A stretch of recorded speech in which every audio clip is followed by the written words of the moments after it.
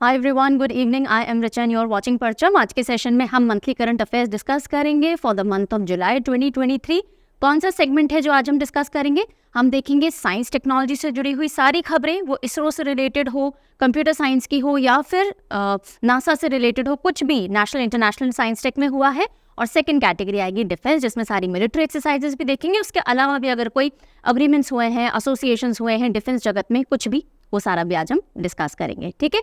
अच्छा, बहुत सारे बच्चों की क्वेरी आ रही है, ma'am monthly current affair PDF कब रिलीज होगा? सो ये मैगजीन, ये जो पीडीएफ है, रिलीज हो चुका है परचमclasses.in वेबसाइट के ऊपर। इंग्लिश वर्जन आप इसको देख सकते हो, अवेलेबल है ये। जो हिंदी का वर्जन है that will be available by tomorrow, that is by the 10th। कहाँ पे? यही परचमclasses.in के ऊपर। ठीक है। हाँ, जिन बच्चों के पास में ऑलरेडी पीडीएफ बैंक है या फिर सीए सब्सक्रिप्शन है जो परचम ऐप पे अवेलेबल है, तो आप प्लीज़ वापस से जाके वहाँ पे बाय मत करिएगा, वैसे इतनी समझ सब में होती है।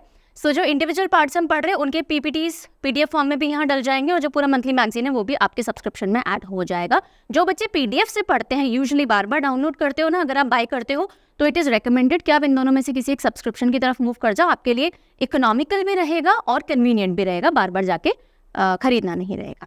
ठीक है जी, चलिए शुरू करते हैं वेरी फर्स्ट सेक्शन के साथ में, which is science and technology.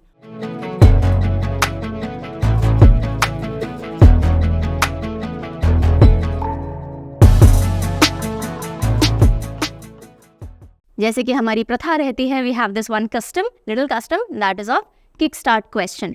तो आज के लिए बहुत सिंपल बच्चों वाला क्वेश्चन है आपके लिए, बिकॉज मैं देखना चाह रही हूँ कितने बच्चे हैं जो आंसर राइटिंग में पार्टिसिपेट करते हैं। Answer writing in the sense, ये जो क्वेश्चन मैंने किया है इसका आंसर आप कमेंट सेक्शन में राइट करते हो या नहीं करते हो। तो मुझे कई बार लगता है may be the question is difficult for the students and that is उनका पार्टिसिपेशन बहुत कम आता है डिस्कशंस में, लेकिन आज बिल्कुल बच्चों वाला सवाल है। आज तो आंसर करना बनता ही बनता है। कैसे? अपनी अटेंडेंस रजिस्टर करवाने के लिए जरूर से कमेंट कीजिएगा, ठीक है? प्रेजेंट मैम के लिए आंसर करो। So Gulf Stream is a, Gulf Stream से जुड़ी हुई आज खबर देखेंगे। तो गल्फ स्ट्रीम क्या है? एक वार्म ओशन करंट है या कोल्ड ओशन करंट है? तो ओशन करंट तो है, यानी कि बहुत बड़ा पानी का सैलाब पूरे ओशन में एक पर्टिकुलर डायरेक्शन के अंदर एक सेट पैटर्न में मूव करता है, लेकिन वो वार्म ओशन का करंट है या कोल्ड ओशन का करंट है? जल्दी से कमेंट सेक्शन में बताइए। चलिए आते हैं सबसे पहली न्यूज़ के ऊपर, जो कि रिलेटेड है टमाटर क्यों महंगे हुए थे। उसका एक बहुत बड़ा कारण था ये मोज़ैक वायरस। महंगे हुए थे क्या? अभी तक भी महंगे ही हैं।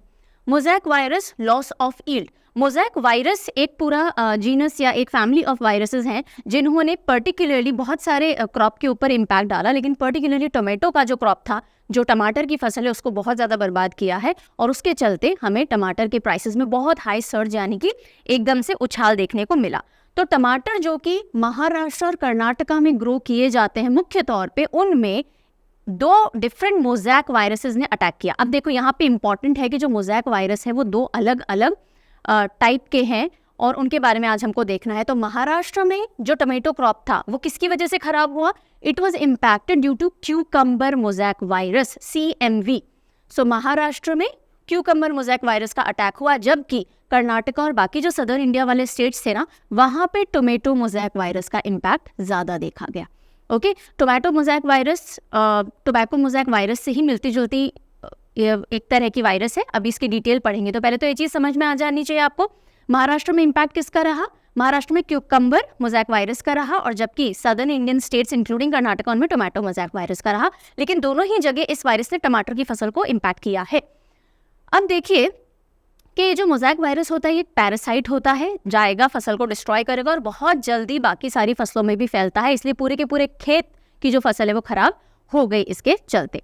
नाउ कौन कौन से प्लांट्स हैं जिनके ऊपर ये अटैक करता है? तो हॉर्टिकल्चर के अंदर जो भी प्लांट्स आते हैं, और वेजिटेबल्स में काफ़ी सारे प्लांट्स आते हैं जिनमें rose, beans, tobacco, tomato, potato, cucumber, pumpkin, melons और पेपर। तो ये रहा कि भाई बड़े बड़े खेतों में क्योंकि टमाटर एक साथ लगे होंगे तो बहुत सारी टमाटर की फसलों पे ज़्यादा इम्पैक्ट देखने को मिला फॉर दिस पर्टिकुलर सीजन।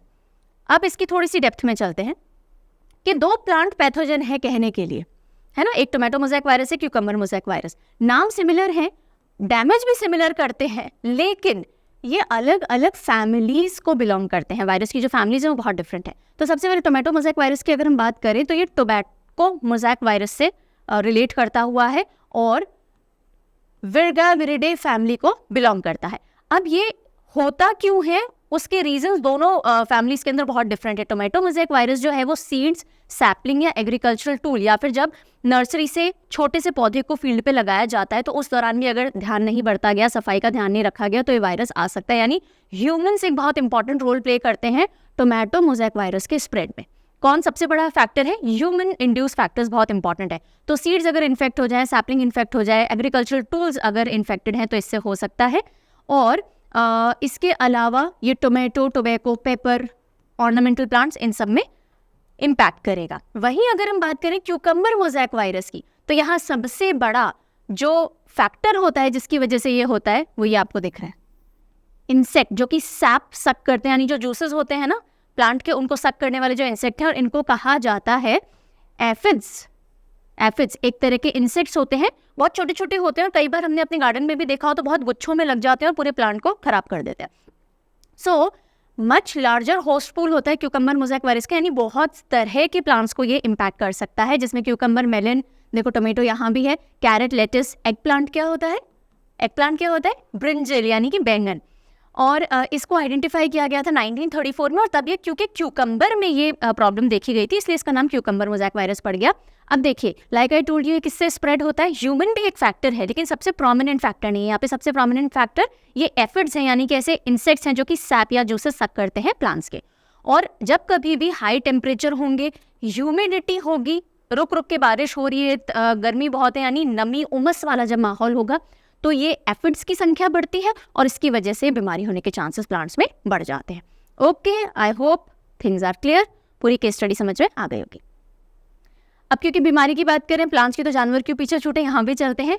पेस्टे दे पेटिट्स रूमिनेंस, ये नाम है बीमारी का, ये ध्यान ही रखना पड़ेगा, ठीक है? ऐसा नहीं कि कन्वर्ट करके हिंदी में कोई हम नाम बोल दे, नहीं, ये बीमारी का नाम है पेस्टे दे पेटिट्स रूमिनेंस। तो बेसिकली जो जुगाली करते हैं ना एनिमल्स, या फिर हम क्या बोलें, जो चारा वारा खाते हैं, ऐसे समझ लीजिए, तो इसको शीप और गोट प्लेग भी कहा जाता है। ये एक बीमारी है जो कि मुख्य रूप से हिमाचल के अंदर देखी गई शीप और गोट में, यानी भेड़ और बकरियों में, और भेड़ और बकरियों का प्लेग भी कहा जाता है।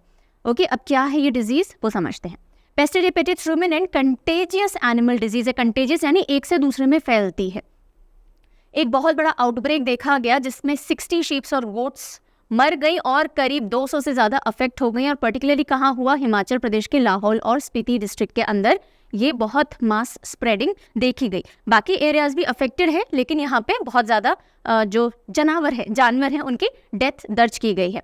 अब ये जो पेस्टे दे पेटिट्स रूमिनेंट या पीपीआर, अब हम इसको बोलेंगे, ठीक है? PPR highly contagious viral disease है। कैसी डिजीज है? वायरस से होती है, और जो वायरस है वो फैमिली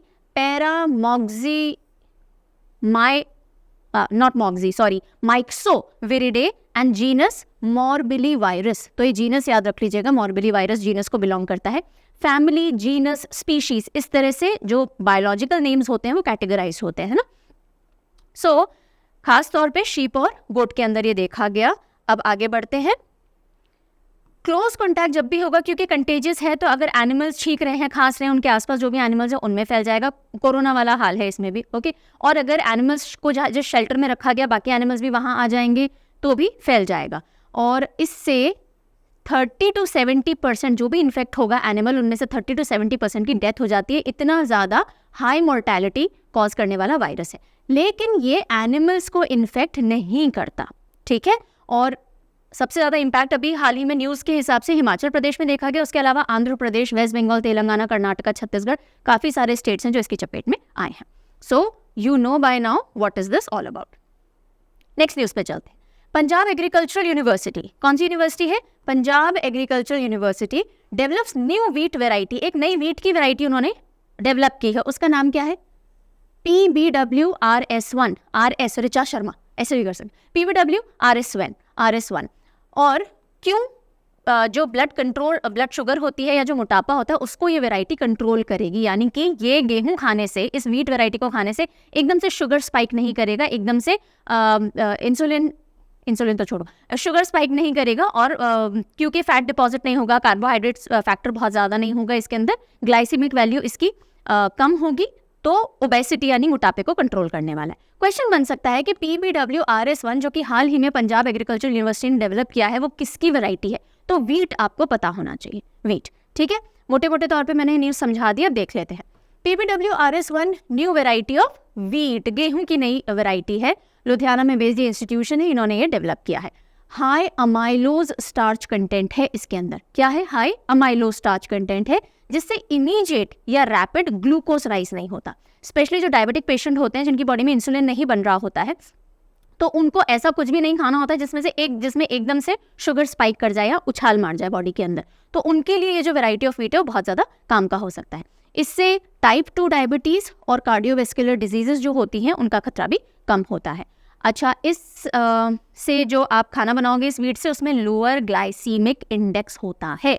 ग्लाइसीमिक इंडेक्स क्या होता है? कार्बोहाइड्रेट्स से रिलेटेड ये एक टर्म होती है ग्लाइसीमिक इंडेक्स, कि कोई भी कार्बोहाइड्रेट कितना तेजी से बॉडी में जाते ही शुगर को राइज करता है बॉडी में। तो जिन चीज़ों का लोअर ग्लाइसीमिक इंडेक्स होता है वो हमारे लिए हेल्दी मानी जाती हैं। जैसे शुगर खाओगे तो एकदम से उछाल मारेगा, है ना। सो ग्लाइसीमिक इंडेक्स रेटिंग सिस्टम होता है कार्बोहाइड्रेट्स के लिए, और इसके अंदर वो लो है। नेक्स्ट न्यूज़ पे आते हैं। कोल गैसिफिकेशन के न्यू टारगेट सामने आए हैं या रखे गए हैं। कोल गैसिफिकेशन, एक होता है नॉर्मल कोल को आप बर्न कर लीजिए तो उसमें धुआं भी होगा, कार्बन एमिशंस होते हैं, ग्रीन हाउस गैसेस प्रोड्यूस होती है। एक होता है कोल को गैसिफाई कर देना। वो कैसे होता है अभी हम देखेंगे। और जब कोल को गैसिफाई किया जाता है तो सिन गैस बनती है। क्या बनती है? सिन गैस बनती है। ये इंपॉर्टेंट टर्म ध्यान रखिएगा कि सिन गैस किस चीज़ के गैसिफिकेशन का नतीजा है। तो कोल के गैसिफिकेशन का नतीजा है सिन गैस।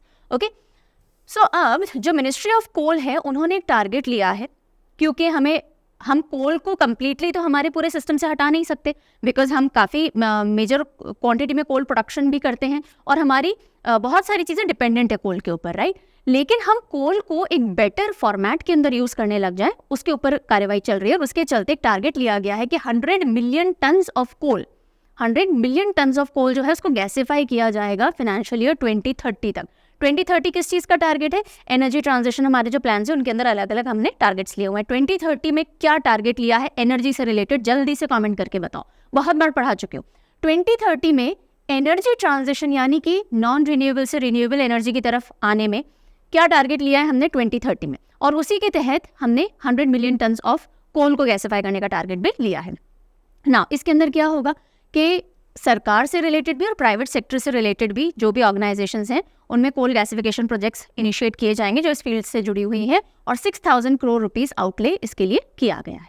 कोल गैसिफिकेशन एक प्रोसेस है जिससे सिन गैस प्रोड्यूस होती है। अब सिन गैस में क्या क्या आता है, व्हाट ऑल कम्स? ये एक मिक्सचर है जिसमें प्राइमरीली तो कार्बन मोनोऑक्साइड आता है, then hydrogen, carbon dioxide, methane, water vapour, और ये कोल, वाटर, एयर या ऑक्सीजन से मिल करके बनते हैं। जब कोल को बहुत हाई प्रेशर में गर्म किया जाता है, साथ में ऑक्सीजन और वाटर भी डाला जाता है, तो सिन गैस प्रोड्यूस होती है और सिन गैस को डायरेक्टली यूज़ किया जा सकता है। ठीक है, तो ये कम नुकसानदायक मानी जाती है जब आप सीधे कोल बर्न करते हो उससे। During gasification coal is blown with oxygen, steam. Okay, steam आता है इसमें, और हाई प्रेशर के अंदर उसको हीट किया जाता है। और जब ऐसा किया जाता है तो ऑक्सीजन और वाटर मॉलिक्यूल ऑक्सीडाइज हो जाते हैं और ऑक्सीडाइज कर देते हैं कोल को, और सिन गैस प्रोड्यूस हो जाती है। ठीक है, ये क्लीनर ऑप्शन माना जाता है, दैट इज़ वाई इसके ऊपर फोकस किया जा रहा है। और इससे क्या होगा, जो अभी कंप्लीट एक तरह से रिलायंस है या इंपोर्ट हम बहुत ज़्यादा करते हैं ना, नेचुरल गैस का, मिथेनॉल का, अमोनिया का, बाकी सारे एसेंशियल प्रोडक्ट्स का, तो उसमें गिरावट आएगी, बिकॉज हमारे पास एक healthier version of using coal indigenously available होगा, यानी हमारे खुद के देश में अवेलेबल होगा। ठीक है, समझ में आती जा रही है न्यूज़। ये ऐसी न्यूज़ है जिनको समझाना पड़ रहा है बिकॉज डेप्थ मांगते हैं, और कुछ न्यूज़ ऐसी होंगी जिनमें फटाफट से 1 मिनट में काम हो जाएगा। तो चलिए देखते हैं बेले रोबोट क्या है भाई। व्हाट इज़ बेले रोबोट? तो बेले रोबोट स्विट्जरलैंड के अंदर रिसर्चर्स ने डेवलप किया है, जो कि एक ऑटोनॉमस फिश टाइप का एक रोबोट है।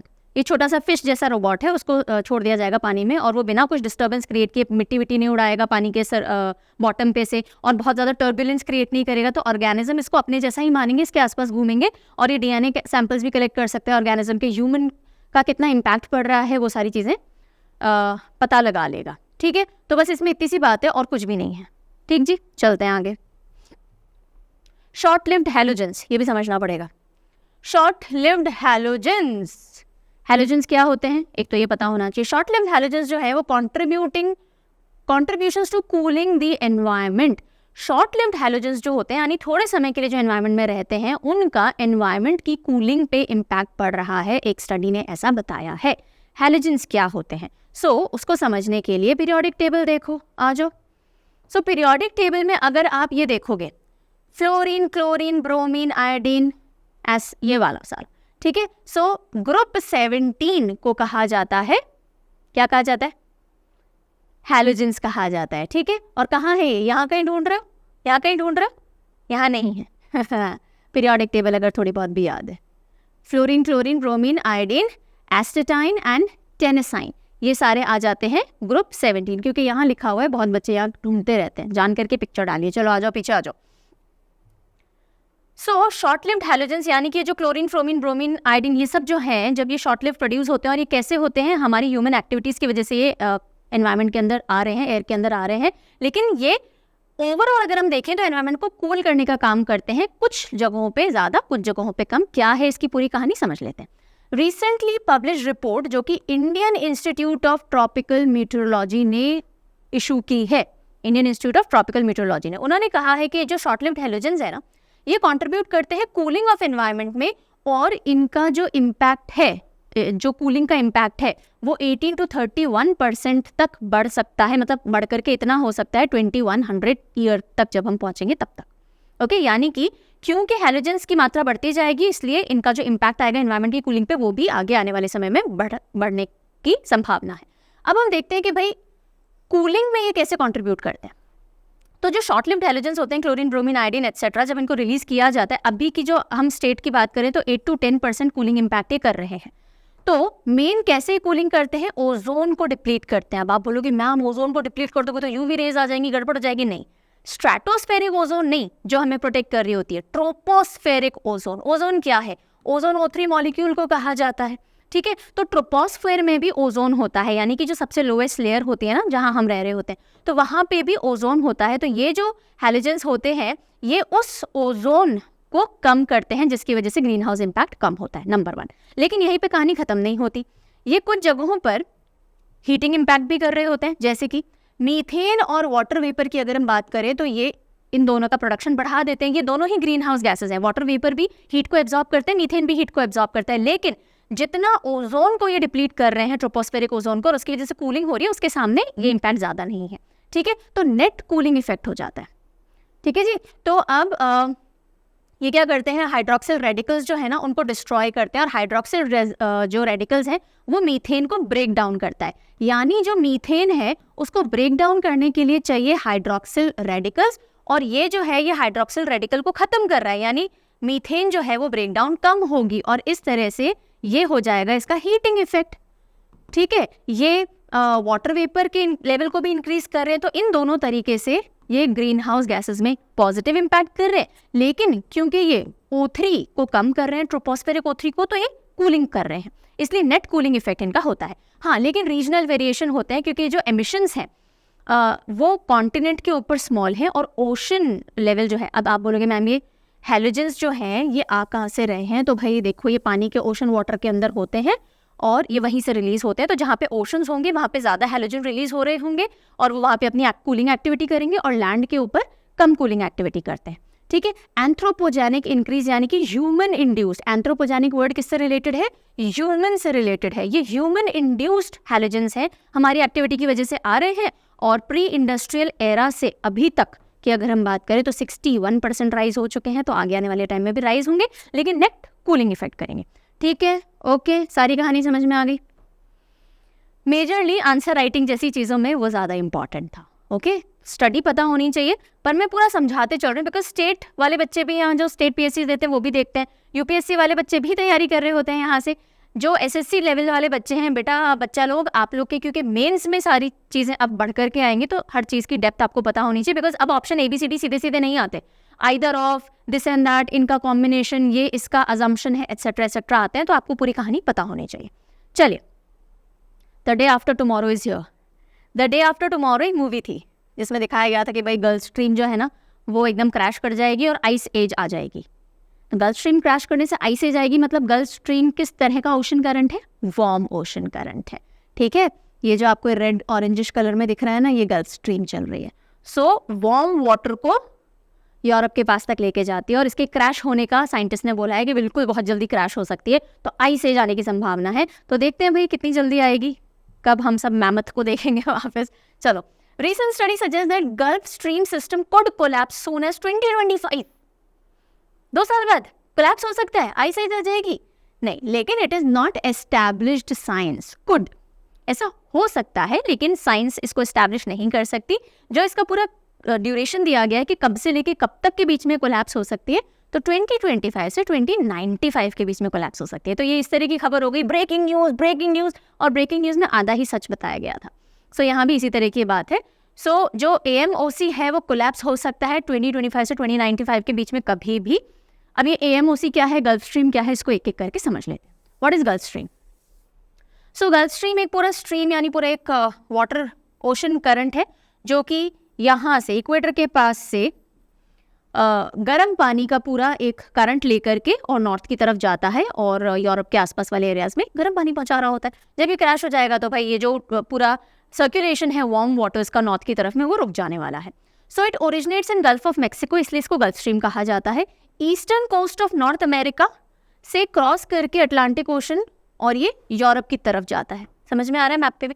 ये जो करंट है वार्म वाटर कैरी करता है फ्रॉम द ट्रॉपिक्स, ट्रॉपिक वाले हिस्से से, और कहाँ पे, ये हायर लैटिट्यूड्स में लेकर के जाता है। सो जो ओशन करंट्स होते हैं बेसिकली उनका काम ही ये होता है, वो वाटर के टेम्परेचर की मिक्सिंग वगैरह करते हैं, और ये कई रीजन से इधर से उधर वाटर मूव करता है। कभी, अभी तो बहुत ज़्यादा डेप्थ में हम नहीं जाएंगे, जितना काम को उतना मैं समझा दूंगी ताकि पूरी न्यूज़ आपको समझ में आ जाए।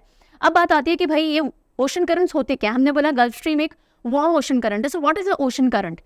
ओशन करंट एक continuous directed flow of sea water है जो कि ओशन में होता है। जैसे कि हम बोलते हैं ना लैंड के ऊपर रिवर्स चल रही है, इसी तरह से ओशन में भी रिवर्स चल रही होती है, और उन रिवर्स को हम ओशन करंट कहते हैं। ठीक है, सो स्पेसिफिक पैटर्न और डायरेक्शन में ही चलती। गंगा जी ऐसा थोड़ी कि आज यहाँ से बह रही है कल वहाँ से बहने लग जाएंगे, नहीं ना। इसी तरह से ओशन करंट्स भी एक सेट पैटर्न और डायरेक्शन के अंदर मूव करते हैं, और ये ग्लोबल टेम्परेचर को रेगुलेट करेंगे। इसी के साथ साथ ये वेदर पैटर्न्स को भी इन्फ्लुएंस करते हैं, बिकॉज ऑब्वियसली जब टेम्परेचर डिफरेंसेस आएंगे, प्रेशर डिफरेंसेस आएंगे, प्रेशर डिफरेंसेस आएंगे, विंड डिफरेंसेस आएंगे, और सारी चीज़ें उस अकॉर्डिंगली सेट होंगी। ठीक है, तो ये wind, temperature, salinity, earth rotate हो रही है, इन बहुत सारे रीजन से ओशन करंट्स इंड्यूस होते हैं। ठीक है, यहाँ तक की बात ओके। अब हम आते हैं AMOC क्या है। ओशन सर्कुलेशन के अंदर जब Atlantic meridional overturning circulation, AMOC क्या है, अटलांटिक ओशन से रिलेटेड जो पूरा सर्कुलेशन इंड्यूस हो रहा होता है उसको AMOC कहा जाता है, और गल्फ स्ट्रीम इसका एक बहुत इसेंशियल पार्ट है AMOC का। ठीक है, सो गल्फ स्ट्रीम इसेंशियल पार्ट है ओशनिक सर्कुलेशन सिस्टम का, जिसे AMOC कहते हैं। ये पूरा जो सिस्टम आपको जो मैप पे दिख रहा है ना, ये, और ये हीट को डिस्ट्रीब्यूट करने में यहाँ से वहाँ, और ग्लोबल जो क्लाइमेटिक कंडीशंस हैं उनको रेगुलेट करने में काम करता है। अब AMOC के बारे में आप देख लीजिए, अटलांटिक में ऑपरेट करता है, नॉर्थ और साउथ में गर्म और ठंडे पानी और सरफेस और डेप्थ वाटर के बीच में सर्कुलेशन का काम करता है। गल्फ स्ट्रीम से गर्म पानी है, गर्म पानी जा रहा है सरफेस से होते होते ऊपर नॉर्दर्न ऑल्टीट्यूड्स की तरफ, और जब ये जा रहा होता है गर्मी की वजह से पानी उड़ जाता है, तो जो सैलिनिटी होती है वो बढ़ जाएगी। खारा पानी है ना, जब पानी भाप बढ़ के उड़ गया तो नीचे तो नमक ज़्यादा बचा। अब जब सैलिनिटी ज़्यादा है तो वो पानी सिंक करता है, यानी ओशन सरफेस पे ऊपर ऊपर ना रह के वो नीचे की तरफ मूव करेगा, और फिर वो वापस इक्वेटर की तरफ मूव करेगा, फिर ऊपर खींचेगा, फिर नॉर्थ की तरफ जाएगा। तो एक तरह से एक लूप बन जाता है, एक पूरा सिस्टम बन जाता है। सो मैं कोशिश कर रही हूँ कम से कम टाइम में ज़्यादा से ज़्यादा आपको इन्फॉर्मेशन दे सकूँ ताकि कॉन्सेप्ट समझ में आ जाए। सो AMOC के अंदर एक तो अटलांटिक ओशन में ऑपरेट करता है, जिसमें नॉर्थ और साउथ के बीच में वाटर्स जो है वो सर्कुलेट कर रहे हैं। नॉर्थवर्ड फ्लो होगा वार्म और सॉल्टी वाटर का, और अपर लेयर ऑफ ओशन में। ठीक है, वहीं जब वहाँ पहुँच गया पानी, सैलिनिटी ज़्यादा हो चुकी है, तो अब वो साउथवर्ड फ्लो जब होगा हायर लैटिट्यूड, यानी कि जो ठंडे इलाके हैं वहाँ से इक्वेटर की तरफ आ रहा है, तो कोल्ड वाटर आएगा, डीप वाटर आएगा, बिकॉज सैलिनिटी ज़्यादा है तो सिंक कर जाता है। ठीक है, तो ये थर्मो हेलाइन सर्कुलेशन है। थर्मो यानी टेम्परेचर से जुड़ा हुआ, हेलाइन यानी सैलिनिटी से जुड़ा हुआ, दोनों फैक्टर्स रोल प्ले कर रहे होते हैं। ठीक है, सो वार्म वाटर फ्लो करेगा नॉर्थवर्ड, कूल होगा क्योंकि इवेपोरेट होगा तो सॉल्ट कंटेंट बढ़ेगा, और ठंडा और सलाइन पानी सिंक कर जाएगा। Low temperature high salt density ज़्यादा, सिंक कर जाएगा डीप ओशन में, और फिर वापस इधर आ जाएगा, फिर वापस साइकिल चल जाएगी। तो अब जी अगर ये AMOC या गल्फ स्ट्रीम क्रैश कर जाएगी तो क्या होगा, मिक्सिंग रुक जाएगी सारी, है ना, दूसरा एक खतरा क्या है, गल्फ स्ट्रीम क्रैश क्यों होगी, अपने आप थोड़ी ना हो जाएगी, ये होगी ग्लोबल वार्मिंग की वजह से। किसकी वजह से? Global warming. सब प्रॉब्लम से एक जड़ ग्लोबल वार्मिंग। अब उससे होगा क्या, जब ग्लोबल वार्मिंग होगी तो ग्रीनलैंड और आसपास के जो भी ग्लेशियर्स हैं वो पिघलेंगे, उनका पानी ओशंस में आएगा। जब पानी ओशंस में आएगा तो फ्रेश वाटर होगा, ठंडा पानी होगा, तो वो पूरा ये जो थर्मोहेलाइन पूरा चल रहा है ना सिस्टम, उसको इम्बैलेंस कर देगा। सेलिनिटी कम हो जाएगी फ्रेश वाटर के मिक्सिंग से, टेम्परेचर डिस्टर्बेंसेस हो जाएंगे, तो पूरा गल्फ स्ट्रीम क्रैश हो जाएगा। ठीक है, और ये AMOC पहले भी एक बार स्टॉप और रिस्टार्ट हो चुका है, करीब 115,000 से 12,000 ईयर्स पहले आइस एज आ गई थी उससे, तो वापस रेडी रहेंगे, पर हमारे टाइम में मुझे नहीं लगता होगा। चलो आगे चले। China's open Kaelin open source desktop operating system. China ने एक open source desktop operating system launch किया है, जिसका नाम क्या है? Open Kaelin. ओपन OS क्या होता है, ऑपरेटिंग सिस्टम क्या होता है, जिसकी जो कोडिंग वगैरह होती है वो पब्लिकली दी हुई होती है, तो आप उसमें कुछ चेंजेस करना चाहो, अपने हिसाब से उसको मॉडिफाई करना चाहो तो कर सकते हो। क्लोज ऑपरेटिंग सिस्टम होते हैं जिनकी कोडिंग वोडिंग किसी के सामने नहीं होती है, जैसे बने में वैसे यूज़ करो, करना है तो करो, नहीं तो मत करो। सो माइक्रोसॉफ्ट विंडोज़, एप्पल का iOS, मैक OS जो है वो सब क्लोज ऑपरेटिंग सिस्टम है। अभी जो ओपन काइलिन बनाया है चाइना ने, वो पहली बात लाइनेक्स बेस्ड ऑपरेटिंग सिस्टम है, और ये क्लोज है, यानी कि इसका जो सोर्स कोड है वो पब्लिक भी है और एडिटेबल भी है। अकीरा रैंसमवेयर क्या होते हैं? ये ऐसे एक तरह से सिस्टम को क्रैश या हैक करने वाले सॉफ्टवेयर्स होते हैं जिनके बेसिस पे आपकी पर्सनल इन्फॉर्मेशन लूट ली जाएगी और फिर उसके बदले आपसे फिरौती मांगी जाएगी, रैंसम मांगा जाएगा कि आप हमें कुछ ना कुछ दो, नहीं तो हम आपकी सारी इन्फॉर्मेशन लीक कर देंगे। तो अकीरा रैंसमवेयर के बारे में न्यूज़ में आया, पढ़ते हैं। CERT इन यानी India. So Indian computer energy response team जो है हमारी इंडिया की, उन्होंने अलर्ट किया है अकीरा रैंसमवेयर के बारे में कि भाई सब कुछ डिजिटल काम हो रहा है, अकीरा रैंसमवेयर से बच के रहिएगा, क्योंकि ये डिज़ाइन किया गया है सेंसिटिव पर्सनल इन्फॉर्मेशन को चुराने के लिए, स्टील करने के लिए, और बदले में फिर आपसे फिरौती मांगी जाएगी। ये विंडोज़ और लाइनेक्स बेस्ड सिस्टम दोनों के ऊपर अटैक करता है। ठीक है, इतनी ही इन्फॉर्मेशन है। तो पूछा जाए कि भाई अकीरा क्या है, तो अकीरा एक रैंसमवेयर है, राइट। अब क्योंकि हमने बात की CERT की, तो ये CERT या इंडियन CERT क्या है? ये ministry of electronic and IT के अंडर में आता है, और इनका काम ही ये है साइबर सिक्योरिटी से रिलेटेड हैकिंग एट्सेट्रा जो भी कुछ होता रहता है उसके ऊपर नज़र बनाए रखते हैं और उससे डील करते हैं। Virgin Galactic completes first manned mission to space. So Virgin Galactic जो कि रिचर्ड ब्रांसन ने it was founded by Richard Branson, और वो उस पर्टिकुलर वर्जिन गैलेक्टिक का जो स्पेस में मैन्ड मिशन था वो कंप्लीट हो चुका है। बस इतना ही है। चलो आगे, कुछ चीज़ें like I told you one liner की तरह ही पढ़नी है। नेक्स्ट हम आ जाते हैं यूक्लिड स्पेस टेलीस्कोप के बारे में। तो Euclid space telescope has been launched. Euclid space telescope किसने लॉन्च किया है, क्यों लॉन्च किया है, ये सब जानना ज़रूरी हो जाता है। तो यूरोपियन स्पेस एजेंसी जो है ESA, उन्होंने लॉन्च किया है यूक्लिड स्पेस टेलीस्कोप, और इसका जो नाम है वो ग्रीक मैथमेटिशियन यूक्लिड जो ऑफ एलेक्जेंड्रिया जो है उनके ऊपर दिया गया है। इसका पर्पस क्या है? उससे पहले ये देख लो कि इसमें कुछ एक पार्ट है जो कि नासा ने भी कंट्रीब्यूट किया है। इसमें जो कॉस्मिक विजन नासा ने जो कंट्रीब्यूट किया है, क्यों नहीं लिखा है मैंने, just give me a moment, दिया हुआ है। ओके, इसमें जो नियर IR इंस्ट्रूमेंट्स हैं, नियर इंफ्रारेड इंस्ट्रूमेंट्स जो है वो नासा ने सप्लाइड किए हैं, तो एक तरह से नासा का भी कोई ना कोई कोरिलेशन इसमें डेवलप होता है। चलो वापस आ जाओ। ये ESA के कॉस्मिक विजन प्रोग्राम का एक हिस्सा है। कॉस्मिक विजन यानी कि क्या चल रहा है पूरे कॉस्मोस में उसका, जिससे कि पूरे यूनिवर्स के अलग अलग कंपोनेंट्स को एक्सप्लोर करने के लिए इसको डाला गया, और ख़ास तौर पे डार्क एनर्जी की स्टडी ये करेगा। ग्रेविटी और डार्क एनर्जी किस तरह से इंटरप्ले में आते हैं उसकी स्टडी के लिए ESA ने यूक्लिड स्पेस टेलीस्कोप को लॉन्च किया है। आगे देखते हैं इसको कहाँ प्रक्षेपित या कहाँ पे लॉन्च किया, इंस्टॉल किया गया। 1.5 million kilometres above the earth, और ये जो ग्राउंड स्टेशन से जिस तरह की इमेजेस ली जा सकती है ना, उससे 4 times better, at least 4 times sharper images ये प्रोवाइड करेगा, और इसको SpaceX Falcon 9 रॉकेट पे लॉन्च किया गया। ठीक है जी, ये से जुड़ी हुई इमेज है, आप देख सकते हो। तो ये सेकेंड लैग्रेरियन पॉइंट पे इसको डाला गया है, एंड और ये ज्वाइन करेगा एक तरह से, वहाँ पे ऑलरेडी जेम्स वेब टेलीस्कोप भी है। चलो मैं पूछूं आपसे, जेम्स वेब टेलीस्कोप कौन सी स्पेस एजेंसी ने लॉन्च किया हुआ है, बताओगे? चलो बताओ, जेम्स वेब टेलीस्कोप बहुत इंपॉर्टेंट है, ठीक है जी। अच्छा, लैग्रेरियन पॉइंट क्या होता है? तो लैग्रेरियन पॉइंट वो पॉइंट होता है जहाँ पे जो पुल है, ग्रेविटेशनल पुल और दो ऑब्जेक्ट्स के बीच में, जैसे सन और अर्थ सिस्टम के L2 पॉइंट पे किसी को डाला गया है, तो सन भी यहाँ से ग्रेविटी से पुल कर रहा है, अर्थ भी कर रही है, लेकिन ये एक ऐसा पॉइंट है जहाँ पे ग्रेविटी दोनों की बैलेंस हो जाती है, यानी कि बहुत ज़्यादा फ्यूल वगैरह नहीं लगाना पड़ता, वो अपने ऑर्बिट में जो भी कुछ आपने ऑब्जेक्ट डाला है वहाँ पे वो मूव करता रहेगा। सो कम से कम एनर्जी में ऑपरेट किया जा सकता है। Okay, then in the news were ghost particles, new picture of our galaxy. Ghost particles क्या? डार्क एनर्जी अभी थोड़ा टाइम पहले आई थी, फिर ब्लैक होल्स का कॉन्सेप्ट चल रहा था, अभी गोस्ट पार्टिकल्स आ गए। सो साइंटिस्ट ने रिवील किया है कि हमारे गैलेक्सी में बहुत सारे इनविजिबल घोस्ट पार्टिकल्स हैं जो कि अभी तक डिटेक्ट ही नहीं हुए थे। इनको न्यूट्रिनोज के नाम से कहा जा रहा है। न्यूट्रिनोज बहुत टाइनी सब एटॉमिक पार्टिकल हैं जिनको घोस्ट पार्टिकल्स भी कहते हैं, क्योंकि वो बेयरली किसी के साथ इंटरेक्ट करते हैं। जैसे मूवीज में दिखाते हैं ना, आत्माएं आपके अंदर से होकर निकल जाती है, सो ये भी इसी तरह से हैं कुछ। हमारी बॉडी में से trillions and zillions of neutrinos इधर उधर निकल रहे हैं और हमको पता भी नहीं है, क्योंकि किसी से इंटरेक्ट नहीं करते हैं।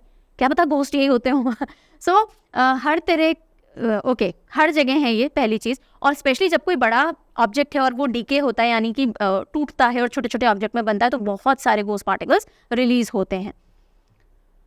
Neutrinos are denoted by Greek symbol ये न्यू, और न्यू प्रोनाउंस किया जाता है इसको, और ये लेप्टोन्स वाली जो फैमिली है उसको उसमें बिलोंग करते हैं, यानी कि वो बहुत कम इंट्रैक्शन करेंगे आजू बाजू किसी भी चीज़ से।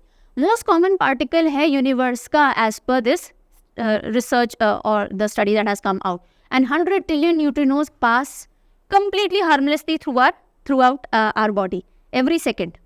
ठीक है जी, किसी चीज़ से कोलाइड नहीं करेंगे, किसी चीज़ से रिएक्ट नहीं करेंगे, हमको कोई नुकसान नहीं पहुंचाएंगे, भूत की तरह आर पार होते रहेंगे। चलिए नेक्स्ट न्यूज़ पे आते हैं। China launches world's first methane fuelled space rocket.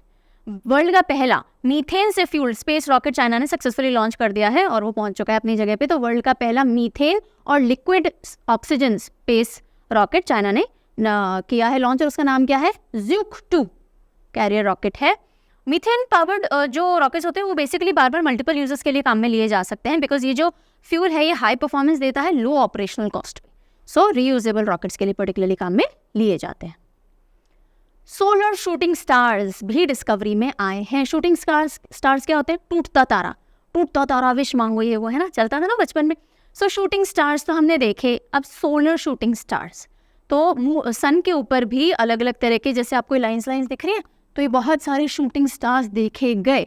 अब क्या है ये, इनके बारे में हमको पढ़ना पड़ेगा। एस्ट्रोनॉमर्स ने एक स्टनिंग डिस्कवरी की है कि मीटियोर जैसे यानी कि जो क्या बोलते हैं उनको, उल्कापिंड बोलते हैं क्या, I am not really sure.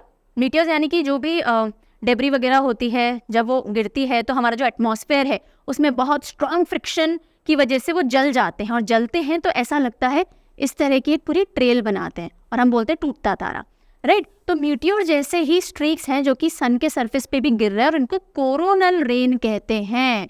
Corona सबसे आउटर मोस्ट लेयर होती है सन की, तो जब ये गिर रहे हैं कोरोना पे तो इसको कोरोनल रेन का नाम दिया जाता है। कंडेंसेशन प्रोसेस की वजह से ही गिरते हैं, बिकॉज जब भी क्या बोलेंगे, एकदम सडन इलेक्ट्रोमैग्नेटिक फील्ड्स जब आपस में टकराती हैं, और कोरोना से ऐसा लगता है कि बहुत सारी एनर्जी बाहर आ रही है, जब थोड़ा दूर जाती है, ठंडा होता है अगर कोई भी पार्टिकल, तो एकदम से वो वापस ड्रॉप डाउन करता है, और जब ड्रॉप डाउन करता है तो वापस बर्न होता हुआ थोड़ा नीचे आता है, and for that reason coronal rain जैसा दिखता है। सो बहुत सिंपल भाषा में समझाने की मैं कोशिश कर रही हूँ। तो सडन लोकलाइज्ड टेम्परेचर ड्रॉप्स जब होते हैं एक पर्टिकुलर लोकल एरिया पे, और वो सन के सरफेस पे इनक्रेडिबल स्पीड से गिरते हैं, तो वो कोरोनल रेन की तरह दिखते हैं, और वो वापस कोरोना को हीटअप करने का काम करते हैं।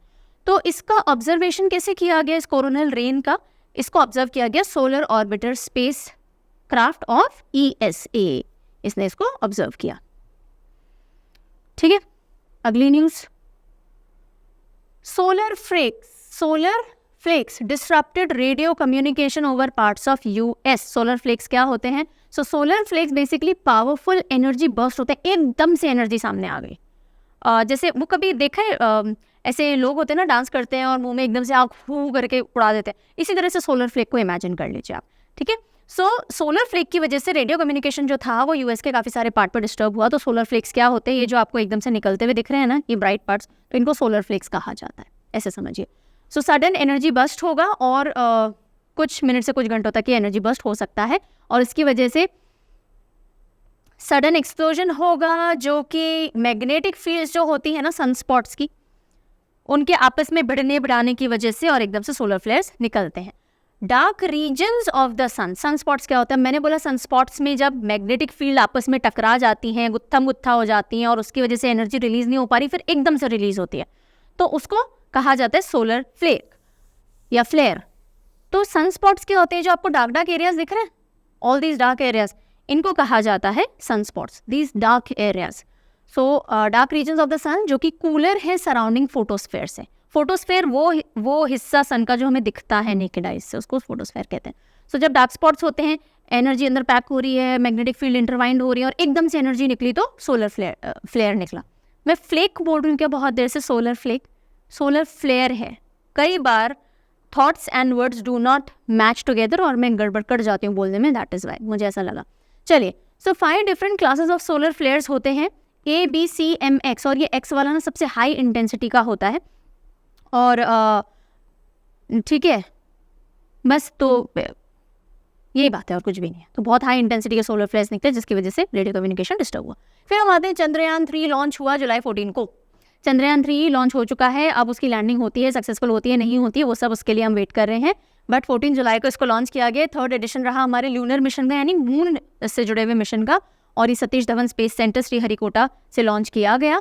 चंद्रयान 2 का फॉलोअप ही एक तरह से डिमॉन्स्ट्रेट करेगा कि लूनर सरफेस पे उतरा जा सकता है और इसके अंदर लैंडर और रोवर कॉन्फ़िगरेशंस को भेजा गया है। ये कौन से रॉकेट के थ्रू भेजा गया है, तो लॉन्च व्हीकल कौन सा रहा इसका, तो लॉन्च व्हीकल मार्क 3 LVM-3, याद रखिएगा ये इंपॉर्टेंट है जी।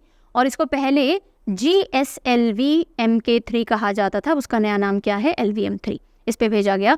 और इसमें स्पेक्ट्रोपोलैरिमीट्री ऑफ हैबिटेबल प्लैनेट अर्थ, यानी शेप पेलोड यानी कुछ एक्स्ट्रा चीज़ रख करके भेजी गई, कोई इंस्ट्रूमेंट वगैरह, तो शेप पेलोड भेजा गया जिससे कि चांद से अर्थ जो है ना उसका स्पेक्ट्रोपोलोमेट्रिक मेजरमेंट किए जा सकते हैं कि भाई चांद से एग्जैक्टली हम देख पाएँ कि क्या मेजरमेंट्स एक्सेट्रा हैं। सो मेन ऑब्जेक्टिव चंद्रयान 3 के क्या हैं, सबसे पहला सेफ और सॉफ्ट लैंडिंग लूनर सरफेस पे क्या ये की जा सकती है वो डेमोन्स्ट्रेट करना। Rover roving on the moon, rover क्या होता है, लैंडर क्या होता है, लैंडर कोई भी चीज़ जो किसी सरफेस पे उतर सके। एक होता है ऑर्बिटर, ये ऑब्जेक्ट है, मान लीजिए मून है, इसके आसपास चक्कर लगाना है तो वो ऑर्बिटर होगा। इस सरफेस पे अगर उतरना है तो वो लैंडर होगा, और उस लैंडर में से एक और इंस्ट्रूमेंट निकलेगा जो कि उस सरफेस पे आगे मूव करेगा, उसको कहते हैं रोवर। ठीक है, फिर इन सीटू साइंटिफिक एक्सपेरिमेंट करना, इन सीटू यानी उसी सेम साइट पे, विद इन दैट साइट या ऑन दैट साइट, तो मून पे ही अलग अलग एक्सपेरिमेंट करना, जो भी करना होगा। सो चंद्रयान 1 की अगर हम बात करें 2008 में लॉन्च हुआ था, और इसमें सिर्फ लूनर ऑर्बिट के अंदर हमको प्रक्षेपित करना था। चंद्रयान 2 2019 में था, इसमें ऑर्बिटर तो हो गया था लेकिन लैंडर जो था विक्रम वो क्रैश लैंडिंग कर गया था और उसकी वजह से रोवर और लैंडर फेल हो गए थे। ओके, चांद के मिशन के बाद सन का मिशन यानी सोलर मिशन। तो इंडिया का पहला मिशन टू स्टडी द सन, आदित्य-1, आदित्य सूरज को कहा जाता है ना, तो आदित्य L1 क्यों, क्योंकि लैग्रेंज 1 जो पॉइंट है वहाँ पे हम कोशिश करेंगे उसको प्रक्षेपित करने की, है ना। So after the successful launch, Chandrayaan 3 का लॉन्च तो सक्सेसफुल हो गया, लैंड होता है नहीं होता देखा जाएगा। तो अब काम चल रहा है 26 अगस्त 2023 का ऐसा डिक्लेरेशन आ रखा है कि उस दिन हमको आदित्य L1 लॉन्च करना है, तो उस पर काम चल रहा है। और इसको 2008 से कंसेप्चुलाइज कर लिया गया था, लेकिन बहुत बार इसको बजट के कारण रोकना पड़ा। टोटल 378.53 करोड़, जो कि बहुत कम है अगर हम बाकी सब देशों को देखें, उनके मुकाबले इस मिशन को रेडी किया गया है। सो इसको PSLV पे ही लॉन्च किया जाएगा, 7 इंस्ट्रूमेंट्स ऑन बोर्ड रखे जाएंगे। प्राइमरी पेलोड यानी जो सबसे प्राइमरी इंपॉर्टेंट इसमें जाएगा instrument, visible emission line coronagraph, ये मेनली होगा, जिसको कि डेवलप किया है Indian Institute of Astrophysics Bengaluru ने। अब देखिए, इसको हेलो ऑर्बिट में रखा जाएगा Lagrange point 1 of sun and earth system के, सन और अर्थ सिस्टम के हेलो ऑर्बिट के L1 पॉइंट पे लगाया जाएगा। Hello orbit of L1 point क्यों, क्योंकि यहाँ से ना कोई भी ग्रहण वगैरह आता है, कुछ भी आता है, तो भी इसकी विजिबिलिटी खत्म नहीं होगी, ये ऐसा पॉइंट है। हेलो ऑर्बिट जो है उसके बारे में देख लीजिए, क्योंकि हो सकता है हेलो ऑर्बिट पूछा जाए। सो कंटिन्यूसली अगर आपको सन को देखना है, कोई भी ऑक्लटेशंस नहीं आए, बीच में किसी भी तरह के एक्लिप्सेस नहीं आए, तो फिर ये बेस्ट पॉइंट होता है। ये वाला जैसे पॉइंट रखा गया है, और लैग्रेंज पॉइंट मैंने आपको बता दिया, जहाँ पे satellite will face equal gravitation forces from both sun and earth, तो कम से कम फ्यूल लगेगा और वो अपनी ऑर्बिट में घूमता रहेगा। वरना अगर ग्रेविटी को किल करना है तो बहुत फ्यूल की जरूरत पड़ रही है। एक बॉडी आपको अपनी तरफ खींच रही है और आपको दूर जाना है तो बहुत फ्यूल लगेगा ना, ज़्यादा उधर चले जाएंगे तो सन खींचेगा, ज़्यादा इधर आ जाओगे अर्थ खींचेगी। तो ऐसा पॉइंट है जहाँ दोनों के ग्रेविटेशनल पुल्स बैलेंस हो रहे होते हैं।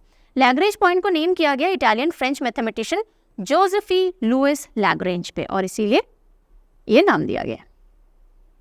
ठीक है, चलो इसरो का PSLV C56, ISRO PSLV C56 ने 7 सैटेलाइट्स ऑर्बिट में डाले, जिसमें से एक जो मेन सैटेलाइट था वो DSSAR सिंगापुर का सैटेलाइट है। इतनी सी बात है और दिमाग नहीं लगाना। ओके, सो एक आता है स्टार फायर एल्गोरिथम। क्या है star fire algorithm? So scientist Raman research institute जो है हमारा, कहाँ है भाई, बताओगे? बताओ, रमन रिसर्च इंस्टीट्यूट कहाँ है? इंडिया में।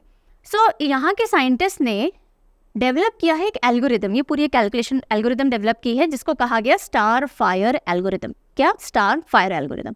इसका फुल फॉर्म क्या है ये भी ध्यान करिए, simulation of terrestrial radio frequency interference in orbits around earth. यानी कि एक सिमुलेशन है, यानी कि एक पूरा एक तरह से हम क्या कहेंगे, रेप्लिका कर लिया है पूरे सेटअप का, और उसके बेसिस पे कैलकुलेशन लगाई है कि जो टेरेस्ट्रियल रेडियो फ्रीक्वेंसीज होती हैं, यानी कि यहाँ से अगर आप कोई भी FM की या रेडियो स्टेशन की या कोई भी अगर आप फ्रीक्वेंसीज भेज रहे हो वायरलेस एक्सेट्रा की, तो वो उसको कहीं इंटरफेरेंस मिलती है क्या, यानी वो फ्रीक्वेंसी बीच में कहीं गड़बड़ होती है क्या, तो उसका ये पता लगा लिया जाएगा और उसके हिसाब से आप अपने स्टेशंस को थोड़ा सा वापस से फाइन ट्यून कर सकते हो ताकि इंटरफेरेंस किल हो जाए। तो यानी कि जो भी पूरा इंटरनेट सर्विसेज हैं, जो कम्युनिकेशन है, वो और ज़्यादा इम्प्रूव्ड क्वालिटी के साथ में कंडक्ट किया जा सकता है। तो इस कैलकुलेशन का यूज़ किया जाएगा designing and fine tuning the antennas.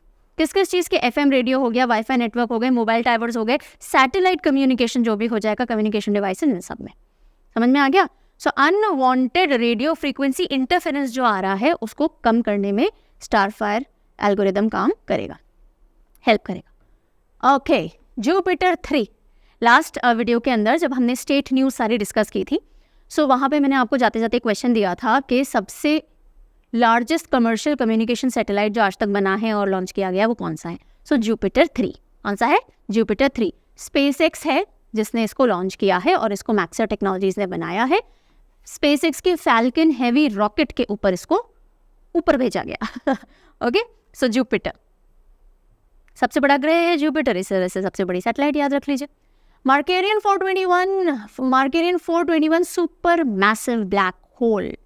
So black hole जो कि बहुत मिस्टीरियस है अपने आप में, तो सबसे बड़ा एक सुपर मैसिव ब्लैक होल है जिसका पता लगाया गया है और उसका नाम है मार्केरियन 421। नासा के IXPE मिशन ने इस ब्लैक होल का खुलासा किया है, और ये क्या है IXPE मिशन अभी देखेंगे। और इसका पता ऐसे लगाया गया कि बहुत हाई एनर्जी पार्टिकल्स फायर कर रहा है अर्थ की तरफ, ये जो ब्लैक होल है, ठीक है, firing jet of high energy particles aimed directly towards the earth. और ये उर्सा मेजर जो हम कहते हैं कॉन्स्टलेशन जो है, तारों का समूह जो उर्सा मेजर है, फिर मैं भूल गई हिंदी नाम। जब आप, ऐसा नहीं है मुझे हिंदी नहीं आती, ऐसा नहीं है मैं हिंदी से जुड़ी हुई नहीं हूँ, मैंने 12th क्लास में मेरे पास ऑप्शनल दोनों थे, हिंदी और इंग्लिश दोनों ऑप्शनल थे, लेकिन ओवर द टाइम जिस भाषा को आप ज़्यादा प्रयोग में लोगे, जिसका ज़्यादा इस्तेमाल करोगे, वो आपकी टंग पे ऑटोमेटिकली ज़्यादा बैठेगी। एंड फॉर दिस रीज़न, क्योंकि ग्रेजुएशन और पोस्ट ग्रेजुएशन में हिंदी का ज़्यादा कुछ लेना देना पड़ा नहीं, और ओवर द ईयर्स 10-12 साल ऑफ करियर में हिंदी से ज़्यादा पाला पड़ा नहीं, तो अब धीरे धीरे सब भूलते जा रहे हैं। Any which ways, Ursa Major को हिंदी में क्या कहते हैं प्लीज़ लिख दीजिए, मैं तो बाद में ढूंढ ही लूँगी, पर कमेंट में कई बच्चे कन्फ्यूज हो सकते हैं। सो उर्सा मेजर के अंदर ये मार्केरियन 421 जो ब्लैक होल है उसकी एग्जिस्टेंस पाई गई है ना। सुपर मैसिव ब्लैक होल्स कौन से होते हैं? जिनका जो मास है वो 50,000 टाइम्स सन के मास से भी ज़्यादा होता है। ओके, और ये गैलेक्सी के सेंटर में यूजुअली पाए ही जाते हैं। फाइन, एंड अब हम बात कर रहे थे IXPE की, तो IXPE इमेजिंग एक्सरे पोलैरिमेट्री एक्सप्लोरर है, जो कि पहला ऐसा सैटेलाइट था जिसको पोलराइज एक्सरेज डिटेक्ट करने के लिए लॉन्च किया गया। जो अलग अलग न्यूट्रॉन स्टार्स हो गए, सुपर मैसिव ब्लैक होल्स हो गए, वो कौन कौन से पोलराइज एक्सरेज निकाल रहे हैं, उसकी स्टडी के लिए इसको लॉन्च किया गया। ओके, तो अब हम लास्ट स्लाइड पे आ जाते हैं। साइंस टेक की क्षेत्र में शॉर्ट न्यूज़ है ये, ऐसी न्यूज़ जिस पर discussion and all is not required, सीधे एक एक सेंटेंस की न्यूज़ है, दिमाग में रख लो। तो सबसे पहली आती है CH3+। What is this CH3+? It is methyl cation. Methyl cation जो कि एक लाइफ गिविंग मॉलिक्यूल है, उसको स्पेस में डिटेक्ट किया गया है। मतलब स्पेस में लाइफ तो कहीं ना कहीं है। अगर आप थोड़ा भी स्पेस से मेस्मराइज होते हो, आपके अंदर जिज्ञासा जागती है, और जब आप पढ़ना शुरू करते हो, देखना शुरू करते हो, हम इतने भी नहीं है जितना कॉस्मोस हमने अभी तक पता लगाया, उसमें भी हम इतने भी नहीं है, और कितना तो पता नहीं आगे तक स्प्रेड है। सो डेफिनेटली ऐसा तो नहीं हो सकता कि पूरे कॉस्मोस ब्रह्मांड में हम अकेले प्लैनेट हो जहाँ पे लाइफ हो, ऐसा तो हो ही नहीं सकता, राइट। सो एक लाइफ गिविंग मॉलिक्यूल है जिसको डिटेक्ट किया गया, उसका नाम है CH3+ यानी मिथाइल कैटायन, और ये जेम्स वेब स्पेस टेलीस्कोप से पता लगाया गया है इसका, और ये ओरियन नेब्यूला के अंदर खोजा गया है, ओरियन नेब्यूला। दूसरी न्यूज़ आती है, इलॉन मस्क ने लॉन्च किया है आर्टिफिशियल इंटेलिजेंस फर्म जिसका नाम है XAI। ट्विटर को भी उन्होंने जो लोगो है वो X कर दिया है, और XAI इन्होंने लॉन्च किया है। Meta collaborates with Microsoft to launch llama 2 AI language. तो AI के ऊपर जो भी अब आगे काम होगा उसमें इस लैंग्वेज का भी इस्तेमाल किया जा सकता है, llama 2 AI लैंग्वेज। मेटा और माइक्रोसॉफ्ट की मिलीजुली पेशकश है। सो इसके साथ भी साइंस टेक खत्म हो जाता है। अगले सेक्शन की तरफ मूव करते हैं, which is defence news. Okay, उससे पहले करंट अफेयर कैसे प्रिपेयर करें, कौन कौन से सोर्सेज हैं जिनको यूज़ करें, hundreds of males, comments, queries आती हैं, तो समझ लीजिए रिसेंट कुछ वीडियोस में मैं हर बार समझा रही हूँ, तो जिस बच्चे को पता है थोड़ा सा आगे फॉरवर्ड कर लो, और जिसको नहीं पता समझना है तो समझ लीजिए। देखिए, अगर आपको डिटेल में करंट अफेयर की तैयारी करनी है, आप चाहते हो कि कोई भी एग्जाम में फेस करूं, मेरी करंट अफेयर पे बहुत अच्छी पकड़ हो, अगर एग्जाम में 5-6 क्वेश्चन भी CA से बन रहे तो मैं सारे निकाल पाऊँ, तो उस केस में आपको डेप्थ में तैयारी करनी है। तो एक होता है हमारा मंथली CA, जो मैंने आपको अभी वीडियो के स्टार्टिंग में बताया। मंथली CA, ये मैं सिर्फ PDFs की बात कर रही हूँ। मंथली CA PDF पूरे महीने का सब कुछ इंपॉर्टेंट आपको वहाँ मिल जाएगा। अगर आप चैनल से नए जुड़े हो और जनवरी से लेके अभी तक के सारे मंथली CA पे जाने का बिल्कुल श्रद्धा नहीं है, और आप चाहते हो कि और बेटर डॉक्यूमेंट मिल जाए 6 मंथ्स का, तो 6 मंथली CA मैगजीन की तरफ मूव कर जाओ। जनवरी से जून तक का एक कंपाइलेशन है, पूरी न्यूज़ 6 महीने की कैटेगरी वाइज आपको मिल जाएगी, मंथ वाइज नहीं, कैटेगरी वाइज। यानी कि अगर हम गवर्नमेंट स्कीम्स की बात करें, जनवरी से जून तक की सारी गवर्नमेंट स्कीम एक तरफ मिल जाए, एक साथ मिल जाएंगी, इस तरह से। तो ये पूरा निचोड़ है 6 महीने की करंट अफेयर का, ठीक है।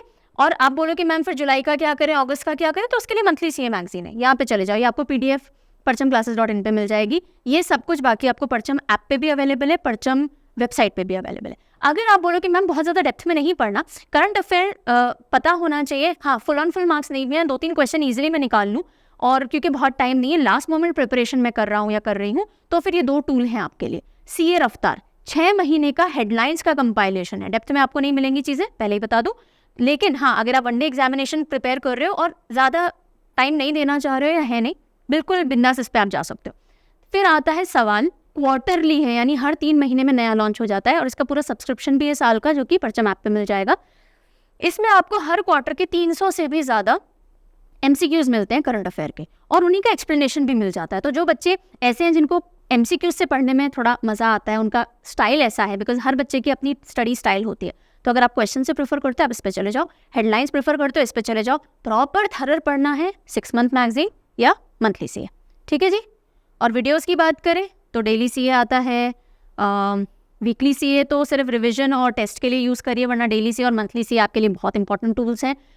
इससे ज़्यादा अच्छा करंट अफेयर मुझे नहीं लगता कि आपको हम प्रोवाइड कर सकते हैं। मतलब we are trying our level best कि कुछ भी चीज़ चूके ना, और इसका बहुत अच्छा एक प्रूफ है आपके जब रिजल्ट्स आते हैं और आप लोग जब हमें लिख के बताते हो कि मैम करंट अफेयर भर के यहाँ से आ रही है, तो ऑब्वियसली ऐसा नहीं हम क्रिएट करें, पर हाँ, यहाँ जो कंटेंट कंपाइल हो रहा है ना, वो बाहर से कोई कंटेंट कंपाइलर्स नहीं कर रहे होते, टीचर्स खुद कंटेंट कंपाइल कर रहे होते हैं, और टीचर्स को पता होता है एग्जाम में क्या पूछा जाएगा, क्योंकि वो पूरी PYQ की स्टडी करके बैठे हुए होते हैं। And that is the only reason कि यहाँ कंटेंट अच्छा हम दे पा रहे हैं, no rocket science behind it. चलो आ जाए डिफेंस सेक्शन पे।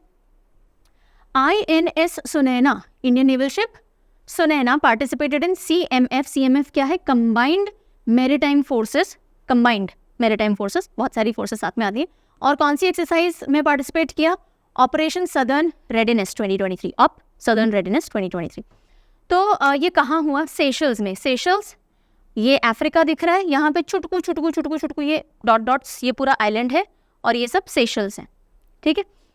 सो सेशल्स में 10 से 12 जुलाई के बीच में ये हुआ। INS सुनैना ने इंडिया की साइड से पार्टिसिपेट किया। तो यूजुअली पूछ लिया जाता है कि भाई ऑपरेशन सदर्न रेडीनेस जो कि सेशल्स में हुआ जुलाई के अंदर, उसमें इंडिया की तरफ से किसने पार्टिसिपेट किया? तो INS सुनैना ने पार्टिसिपेट किया। ठीक है, और कौन कौन सी नेवीज थी जिन्होंने पार्टिसिपेट किया? USA, इटली, UK, सेशल की तो है ही, एट्सेट्रा एट्सेट्रा। ठीक है, तो इसीलिए कंबाइंड मैरीटाइम फोर्सेस की ये एक्सरसाइज रही। 7th बायलेटरल यानी द्विपक्षीय, यानी 2 कंट्रीज शामिल होंगी। 7th एडिशन रहा जिमेक्स का, Japan India maritime exercise. Japan और इंडिया के बीच में मैरीटाइम एक्सरसाइज है, यानी दोनों देशों के नेवीज ने पार्टिसिपेट किया। कहाँ हुई? विशाखापट्टनम के अंदर हुई। 5 से 10 जुलाई के बीच में। और इंडिया की तरफ से INS दिल्ली, INS कामोत्रा, INS शक्ति एट्सेट्रा ने पार्टिसिपेट किया। INS दिल्ली के बारे में देख लीजिए, पहली indigenously build guided missile destroyer है, जिसको आप गाइड कर दीजिए, जाकर के मिसाइल फोड़ देगा। INS Kamorta indigenous design and build anti submarine warfare corvette है। ठीक है, तो ये किस किस ने पार्टिसिपेट किया थोड़ा सा एक बार नज़र से गुजार लेंगे। जो बच्चे आर्म्ड फोर्सेस के एग्जाम देते हैं उनके लिए ज़्यादा इंपॉर्टेंट है ये चीज़ कि कौन सी मिसाइल ने इंडिया की तरफ से, कौन सी शिप वगैरह ने पार्टिसिपेट किया। बाकी बच्चों के लिए जो बेसिक इन्फॉर्मेशन होती है ना, ये एक्सरसाइज हुई, यहाँ हुई, इन देशों ने पार्टिसिपेट किया, दिस इज ऑल्सो ठीक ठाक काम चलने वाली इन्फॉर्मेशन। लेकिन आर्म्ड फोर्सेस में जा रहे हो तो बिल्कुल और डेप्थ में जाना पड़ेगा। 7th edition of Salvex exercise conducted in Kochi. 7वां संस्करण 7th एडिशन सैल्विक्स एक्सरसाइज का कोची के अंदर हुआ। सैल्विक्स एक्सरसाइज कौन से 2 देशों के बीच में होती है? इंडिया एंड US के बीच में होती है। ठीक है, तो 7th एडिशन था salvage and explosive ordnance disposal exercise है। तो डाइविंग टीम्स की कुशलता को और बढ़ाने के लिए कि अगर उनको माइन वाइन डिटेक्ट हो जाए, ऐसी कोई चीज़ जो फूट सकती है, तो उसको वहीं पे ध्वस्त कर दिया जाए या फिर नलिफाई कर दिया जाए। तो ये किसके बीच में हुई? कहाँ गया लिखा हुआ? हाँ, ये रहा, Indian navy and US navy के बीच में हुई है। ठीक है, और क्या कहाँ हुई? हाँ जी, कोची के अंदर हुई, कोची। देन इंडिया की तरफ से INS निरीक्षक। तो देखो, अगर आपको माइंस वगैरह ढूंढनी है तो निरीक्षण करना पड़ेगा, तो निरीक्षक आप याद रख सकते हो। नोमैडिक एलिफेंट 2023 एग्जाम में सवाल बताए ऐसे आता है, नोमैडिक एलिफेंट 2023 जो कि हाल ही में कंडक्ट हुए, इंडिया और किस देश के बीच में हुई? ठीक है, तो नोमैडिक एलिफेंट मंगोलिया और इंडिया के बीच में कंडक्ट हुई है। और ये नेवी के बीच में हुई, एयरफोर्स के बीच में हुई, मिलिट्री के बीच में हुई, तो मिलिट्री के बीच में हुई नोमैडिक एलिफेंट। एलिफेंट धरती पे चलता है ना, तो मिलिट्री याद रखिएगा। और मन हमारा हुआ तो हम गोल हो गए यानी नोमैड कौन होते हैं? घूमंतु लोग होते हैं ना, जो इधर से उधर मूव करते रहते हैं। तो हमारा मन हुआ कि हम गोल हो जाएं। चलो, गोल हो जाना समझते हो? गायब हो जाना, क्लास में से गोल हो जाना बोलते हैं। सो हमारा मन हुआ कि हम गोल हो जाए, तो हम नोमैड बन गए। तो नोमैडिक एलिफेंट मंगोलिया के साथ में इंडिया की एक्सरसाइज है। उलान बातर के अंदर ये कंडक्ट की गई मिलिट्री एक्सरसाइज है। और Jammu and Kashmir light infantry regiment ने इंडिया की तरफ से इसमें पार्टिसिपेट किया। अब इसमें नेवल शिप्स तो नहीं आएंगी ना, मिलिट्री की एक्सरसाइज है ना। काउंटर टेररिज्म ऑपरेशंस जो माउंटेन टेरेन्स में होते हैं उन पे प्रैक्टिस किया गया। और ये यूनाइटेड नेशंस का मैंडेट है भैया, ऐसी एक्सरसाइजेज होती रहनी चाहिए।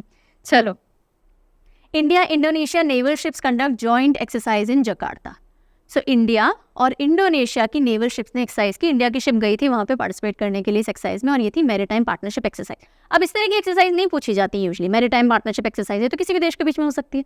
ठीक है, तो इंडियन नेवल शिप, हाँ ये पूछा जा सकता है कि इंडिया और इंडोनेशिया के बीच में जो मैरीटाइम पार्टनरशिप एक्सरसाइज हुई जकार्ता में, उसमें इंडिया की तरफ से किसने पार्टिसिपेट किया? तो INS सह्याद्री और INS कोलकाता ने पार्टिसिपेट किया। ठीक है, इससे थोड़े समय पहले इंडिया इंडोनेशिया के बीच में एक एक्सरसाइज हुई थी, समुद्र शक्ति 2023। ऐसी एक्सरसाइजेस पूछ ली जाती हैं जिनका नाम थोड़ा अलग होता है और किसी और एक्सरसाइज का जेनरिक नेम नहीं होता है, मतलब। तो समुद्र शक्ति इंडिया इंडोनेशिया के बीच में हुई, साउथ चाइना सी के अंदर इसको कंडक्ट किया गया था। Russia and China to hold नहीं हो चुकी, अब ये held joint naval drills in Sea of Japan. Japan की जो सी है ना, उसके सेंट्रल एरिया के अंदर रशिया और चाइना ने मिलकर के ड्रिल्स की हैं। तो ये जो ईस्ट सी कहा जाता है, ये सी ऑफ जापान है। ये आपको जापान दिख रहा है पूरा, ठीक है। ये हिस्सा कोरिया का आ जाता है, वो ऊपर रशिया आ जाता है और ये पीछे चाइना आ जाता है। तो ये जो सी ऑफ जापान है, ईस्ट सी, यहाँ पे एक्सरसाइज कंडक्ट हुई है, रशिया और चाइना ने मिलकर के की है। सो इसका नाम क्या रहा? Northern interaction 2023, northern interaction 2023 central region of Sea of Japan में किया गया और इसको चाइना ने ही लीड किया था। चलें आगे।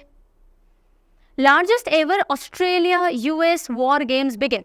अब देखो, एक मल्टीलेटरल एक्सरसाइज है, मल्टीलेटरल यानी बहुत सारे देश उसमें शामिल होते हैं, लेकिन मेजरली 2 देश हैं जो कि प्रोमिनेंट प्लेयर्स होते हैं, ऑस्ट्रेलिया एंड यूएस, और उस एक्सरसाइज का नाम है तलिस्मन सेबर।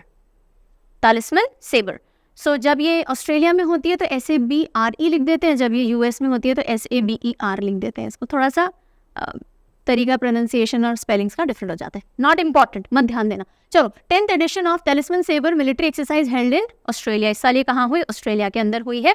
अब देखो, ये बाइनियल एक्सरसाइज है, यानी 2 साल में एक बार होती है, मल्टीलेटरल है, बहुत सारे देश पार्टिसिपेट करते हैं, लेकिन इंपॉर्टेंट यूएस और ऑस्ट्रेलिया है, प्रीडोमिनेंटली ये है, ठीक है। और कहाँ हुई है? ये ऑस्ट्रेलिया में हो गई, इतना बहुत है। और उसके साथ साथ 11 पार्टनर नेशंस ने ओवरऑल पार्टिसिपेट किया। 30,000 से भी ज़्यादा मिलिट्री पर्सनल्स थे हु वर इन्वॉल्व, एंड पहली बार Germany also participated in the exercise. India का क्या रोल है, हम क्यों पढ़ रहे हैं? क्योंकि इंडिया ऑब्जर्वर की तरह शामिल हुआ, उसने देखा और उसने सीखा, पार्टिसिपेट नहीं किया, along with Philippine, Singapore, Thailand etcetera. India US launched operation broader sword. Broader, border नहीं है, ब्रॉडर स्वॉर्ड, ठीक है। तो तलवारें और चौड़ी तलवार है जिससे मारा जाएगा। किसको मारा जाएगा? इनलीगल शिपिंग ऑफ ड्रग्स जो करते हैं ना इंटरनेशनल मेल सिस्टम्स के थ्रू, उनके लिए ये मुहिम पूरा चलाया गया। So India US launch operation broader sword to stop illegal shipping of drugs, right. और जो भी अनअप्रूव्ड प्रिस्क्रिप्शंस होते हैं उनकी शिपिंग वगैरह से रिलेटेड, या मेडिकल डिवाइसेस हो गए और सिंथेटिक ड्रग्स हो गई, तो इंटरनेशनल मेल फैसिलिटी के थ्रू जो भी शिपिंग इलीगल हो रही है उसको कम्बैट करने के लिए operation broader sword, India and US. JNK की बात करें तो operation Trinetra 2, Trinetra, operation Trinetra 2 launch किया गया। जो छुपे हुए टेररिस्ट थे उनको न्यूट्रलाइज करने के लिए। कहाँ किया गया? ये पूंछ डिस्ट्रिक्ट, जम्मू एंड कश्मीर के अंदर। किसने किया? तो इंडियन आर्मी और जम्मू एंड कश्मीर पुलिस ने मिल करके operation Trinetra 2 Poonch district of JNK में कंडक्ट किया। सागर निधि न्यूज में रही, तो सागर निधि क्या है भाई? किस तरह का वेसल है, शिप है, what is it all about? तो सागर निधि क्या है? कुछ ना कुछ पानी से जुड़ा हुआ है, तो आप समझते हो। न्यूज में रहा कि बांग्लादेश और मॉरिशस के साइंटिस्ट हाल ही में Indian research vessel Sagar Nidhi पे ऑन बोर्ड हुए, यानी आए to participate in joint ocean expedition. Ocean से रिलेटेड स्टडी रिसर्च करने के लिए बांग्लादेश और मॉरिशस के साइंटिस्ट आए, किस पे? सागर निधि पे। तो सागर निधि क्या है? सागर निधि एक रिसर्च वेसल है। इस तरह के क्वेश्चन आ जाते हैं, ओके। तो सागर निधि रिसर्च वेसल है। सागर में क्या क्या? निधि, निधि का मतलब क्या कैसे बोले हम? वेल्थ छुपी हुई है, उसका पता लगाने के लिए। सो ये जो पूरा इवेंट हुआ, ये कोलंबो सिक्योरिटी कॉन्क्लेव के तहत जो नेशंस हैं वो इंडियन ओशन रीजन में आए टू स्टडी एंड रिसर्च। सागर निधि एक ओशन रिसर्च वेसल है, मल्टी डिसिप्लिनरी वेसल है, यानी अलग अलग काम में लिया जा सकता है। इसको national institute of ocean technology, ministry of earth sciences के तहत ऑपरेट किया जाता है। 2007 में इटली ने बनाया था इसको, और इंडिया का 3rd रिसर्च वेसल है ये। इससे पहले सागर पूर्वी, सागर पश्चिमी ऑलरेडी एग्जिस्टिंग है।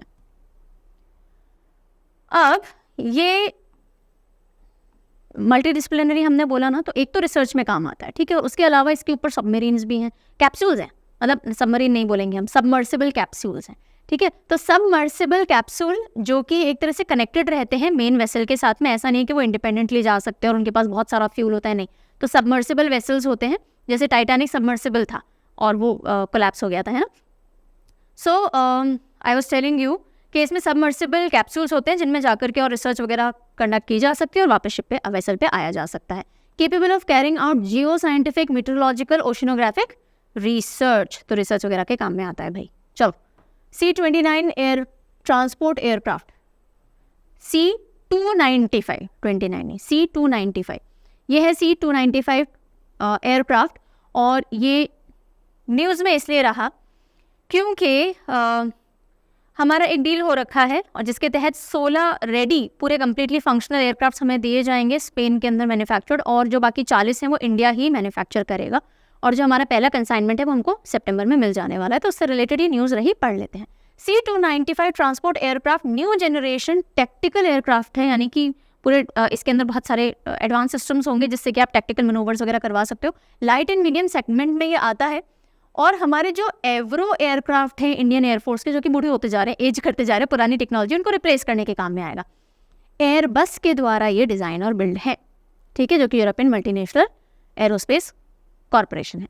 16 एयरक्राफ्ट हमें रेडी टू यूज़ तरीके से मिलेंगे, जो कि स्पेन के अंदर बन रहे हैं, और उसके लिए हमारे लोग गए हुए हैं ट्रेनिंग वगैरह लेने। 40 हम मैन्युफैक्चर करेंगे। टाटा और एयरबस के बीच में ये MOU हुआ है, और टाटा जो पूरी ऑपरेशनल फैक्ट्री वगैरह सेटअप करेगा वो वडोदरा गुजरात के अंदर करेगा, जिससे कि नवंबर 2024 में हमारे खुद के इंडियन मेड C-295 स्टार्ट हो जाएंगे। Next, DAC approves procurement of 26 Rafale marine aircraft from France. DAC कौन है भाई? DAC is defence acquisition council, और ये अप्रूवल देता है आपको अक्वायर करनी है कोई चीज़ डिफेंस से रिलेटेड या नहीं करनी है। और इसको हेड कौन करते हैं, लीड कौन करते हैं? हमारे डिफेंस मिनिस्टर लीड करते हैं। तो वहाँ से अप्रूवल मिल गया है कि 26 रफेल आप ले लो फ्रांस से, और इसी के साथ साथ 3 एडिशनल स्कॉर्पियन सबमरीन्स भी आप ले सकते हो, बाय कर सकते हो Mazagon dock ship builders limited से, ठीक है। चलो, air force day parade and fly past to be held at Prayagraj. अब देखो, एयरफोर्स डे आएगा, अभी नहीं, अक्टूबर में आएगा, 8 अक्टूबर को, लेकिन हर साल अलग अलग जगह पे एयरफोर्स डे परेड और फ्लाई पास्ट होता है। तो इस बार का वेन्यू या डेस्टिनेशन क्या डिसाइड हुआ है? प्रयागराज डिसाइड हुआ है। सो 91st एनिवर्सरी होगी इस बार इंडियन एयरफोर्स की, क्योंकि 8 अक्टूबर 1932 को ये एग्जिस्टेंस में ऑफिशियली आया था। Short news. सो अब ऐसी न्यूज़ जिस पे लंबे डिस्कशंस की ज़रूरत नहीं है। डिफेंस मिनिस्ट्री ने हिंदुस्तान एरोनॉटिक्स लिमिटेड के साथ में कॉन्ट्रैक्ट साइन किया है, जिसके तहत 2 Dornier aircraft Indian Coast Guards के लिए प्रोक्योर किए जाएंगे, ठीक है। देन डिफेंस मिनिस्टर जी ने इनॉग्रेट किया रीजनल ऑफिस ऑफ HAL यानी हिंदुस्तान एरोनॉटिक्स लिमिटेड। कहाँ? कुआलालंपुर के अंदर, कुआलालंपुर में, ताकि जो भी डिफेंस कोऑपरेशन या कोलैबोरेशन करना है वो ईजी हो सके। कुआलालंपुर के अंदर regional office. Ministry of defence ने कॉन्ट्रैक्ट एंटर किया है माजगांव डॉक शिप बिल्डर्स के साथ में मीडियम रीफिटिंग करना एंड लाइफ सर्टिफिकेशन के लिए सबमरीन INS शंकुश का रीफिट कर दो, और लाइफ टाइम हमें लाइफ सर्टिफिकेशन कि भाई सही है ये सब प्रोवाइड कर दो, इसके लिए कॉन्ट्रैक्ट हुआ है। नॉर्थ कोरिया ने टेस्ट किया हवासोंग 18 इंटरकॉन्टिनेंटल बॉलिस्टिक मिसाइल, और बस इतना ही है कि हवासोंग 18 कौन से कंट्री ने टेस्ट किया है? तो नॉर्थ कोरिया ने किया है। वॉयेजर स्पेस ने साइन किया है MOU New Space India Limited के साथ में। कोलैबोरेट करेगा वो in spacecraft launch and deployment opportunities, जिससे कि NSIL के स्मॉल सैटेलाइट लॉन्च व्हीकल्स जो है ना, SSLV और पोलर सैटेलाइट लॉन्च व्हीकल्स के थ्रू सैटेलाइट स्पेस में भेजे जा सके। तो वॉयेजर स्पेस और NSIL के बीच में ये MOU साइन हुए हैं कि हम आपके लॉन्च व्हीकल्स को यूज़ करेंगे लॉन्चेस के लिए फॉर आवर सैटेलाइट्स, ठीक है जी। तो ये था पूरा कहानी कथा, जो पूरे महीने के साइंस टेक और डिफेंस से रिलेटेड जो भी कुछ आपको जानने लायक था एग्जाम के लिए, मैंने सब बता दिया। क्वेश्चन कई बच्चे पूछते हैं मैम रिलाई कर सकते हैं? पूरा रिलाई कर सकते हैं, इतनी मेहनत क्यों कर रहे हैं? हम रिलाई नहीं कर सकते होते तो बहुत शॉर्ट में न्यूज़ खत्म कर दी जा सकती है। एक सेशन में पूरी न्यूज़ के छोटे मुद्दे लेकर के मैं आपको पूरी न्यूज़ कवर करवा देती, एक ही सेशन में आधे पौन घंटे 1 घंटे के अंदर, पर हम वो नहीं कर रहे हैं because we really want, if I am investing my time, if you are investing your time, it should be worth it, right? So you can rely on it, ठीक है। हाँ, अगर आप UPSC IAS की तैयारी कर रहे हो तो मैं नहीं कह सकती कि 100% यहाँ से काम हो जाएगा, नहीं, उसके बाद आपको काफ़ी सारी न्यूज़ को डेप्थ में पढ़ना पड़ेगा। ऑफकोर्स वो अलग लेवल की तैयारी मांगता है, उसके लिए हमने बर्निंग इशूज़ भी चालू किया है चैनल के ऊपर। बर्निंग इशूज़ वो मुद्दे हैं जिनमें आपको और डेप्थ डिस्कशन की ज़रूरत होती है, तो वो आप देख सकते हो, हफ्ते में 2 सेशंस आते हैं। उसके अलावा जो IAS की तैयारी कर रहे हैं, सिर्फ वीडियोज़ देखने से काम नहीं बनेगा। वीडियोज़ में कई सारे मुद्दे हम डिस्कस कर लेते हैं, पर आपको रेगुलर करंट अफेयर्स को पढ़ना भी पड़ेगा डिटेल में कुछ चीज़ों को। तो उसके लिए काफ़ी सारी वेबसाइट्स अवेलेबल हैं जो कि डिटेल में डिस्कशंस करती हैं। Do go through that. मैं ज़बरदस्ती ये नहीं कहूँगी कि 100% हम पे रिलाई कीजिए और IAS आप निकालोगे, नहीं, अभी हम उस लेवल पे काम नहीं कर रहे। पर हाँ, उसके अलावा जो भी एग्जाम आप फेस कर रहे हो इंडिया के अंदर, these are sufficient for you, this I can vouch for. चलो क्वेश्चन देते हैं। The first batch of Namda art products exported to UK। पहला बैच नामदा आर्ट प्रोडक्ट का UK में एक्सपोर्ट किया गया। आपसे पूछा जा रहा है कि नामदा आर्ट जो है वो कौन से स्टेट या यूनियन टेरिटरी से जुड़ा हुआ है, इसको रिवाइव किया गया इस आर्ट को, ठीक है। तो अब आप बताइए कौन से स्टेट या यूनियन टेरिटरी से जुड़ा हुआ है। और जाते जाते एक छोटा सा थॉट आपके लिए, you don't have to figure it out today, you are allowed to learn and grow as you go. ये सेम स्टेज ना हम लोग के साथ में हुई है और सबके साथ में होती है, हम लोग के साथ में, एवरीबडी फेसेस दिस। ऐसा ज़रूरी नहीं है ना कि आपको डे 1 से पता आपको क्या करना है। या आपको कौन से रास्ते पे जाना है। जैसे कई बार आपसे पूछ लिया जाता है 5 years from now where do you see yourself.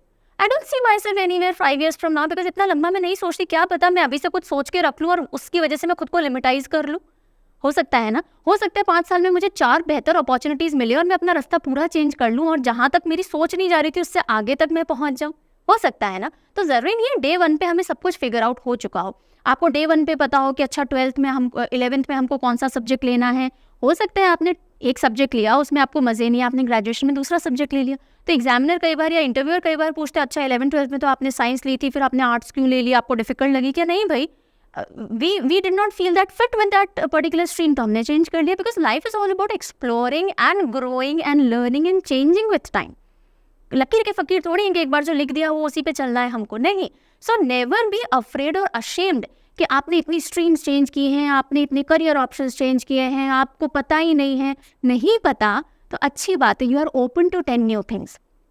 जो लोग बिल्कुल क्लियर है उनके लिए भी अच्छा है, उनको पता है उन्हें क्या करना। जो लोग क्लियर नहीं है उनके लिए भी अच्छा है, because you are open to 10 new ideas, you are open to 10 new opportunities. और कब कौन सी अपॉर्चुनिटी आ जाए, कब कौन सी चीज़ क्लिक कर जाए, you never know. So it is not that you have to figure it out all at day 1 कि अच्छा मुझे यूपीएससी ही करना है, या मुझे एसएससी ही करना है, या मुझे प्राइवेट जॉब ही चाहिए, या मुझे एंटरप्रेन्योर ही बनना है, या मुझे हाउसवाइफ ही बनना है, या मुझे कुछ भी नहीं करना, मुझे बाबा बनना है। तो ज़रूरी नहीं आपको डे 1 पे पता हो, एंटर करो, अगला स्टेप पता होना चाहिए बस कि आपको क्या करना है। और 2-3 स्टेप आगे की भी पता कर लो तो कर लो, no problem, up to you. लेकिन ऐसा कोई रिटन रूल नहीं है कि इसी रूल बुक पे चलोगे तो लाइफ में खुश रह पाओगे। सबकी खुशी के दायरे अलग हैं, सबके रास्ते अलग होते हैं, सबको क्लैरिटी अलग अलग टाइम पे मिलती है, राइट। तो ज़बरदस्ती मत बांधना खुद को, छोड़ दो। अगर चीज़ों की क्लैरिटी नहीं मिल रही है ना, लेट इट बी लूज, समय के साथ साथ क्लैरिटी मिल जाएगी। Okay, on this note I take your leave.